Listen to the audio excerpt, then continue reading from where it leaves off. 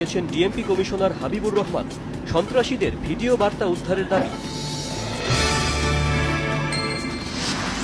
কারফিউয়ের তৃতীয় দিনে রাজধানীর পরিস্থিতি আইন শৃঙ্খলা বাহিনীর নিয়ন্ত্রণে, কোথাও বিশৃঙ্খলার খবর পাওয়া যায়নি। প্রধানমন্ত্রীর কার্যালয়ে আজ বিকেল ৩টায় ব্যবসায়ী নেতাদের সঙ্গে বৈঠক করবেন প্রধানমন্ত্রী শেখ হাসিনা। চলমান আন্দোলনের অস্থিরতায় বাজারে সরবরাহ নিশ্চিত না হওয়ায় নিত্যপণ্যের আকাশ ছোঁয়া দামে নাভিশ্বাস ক্রেতাদের।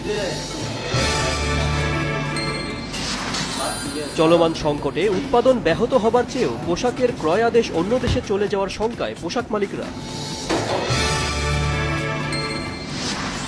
যুক্তরাষ্ট্রের প্রেসিডেন্ট নির্বাচন থেকে সরে দাঁড়ালেন বাইডেন। ভাইস প্রেসিডেন্ট কমলা হ্যারিসকে প্রার্থী হিসেবে মনোনয়ন।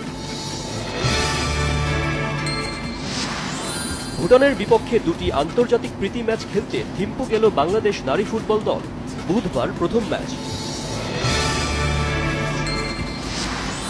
নারী এশিয়ান কাপ ক্রিকেটে বাংলাদেশের আজ টিকে থাকার লড়াই।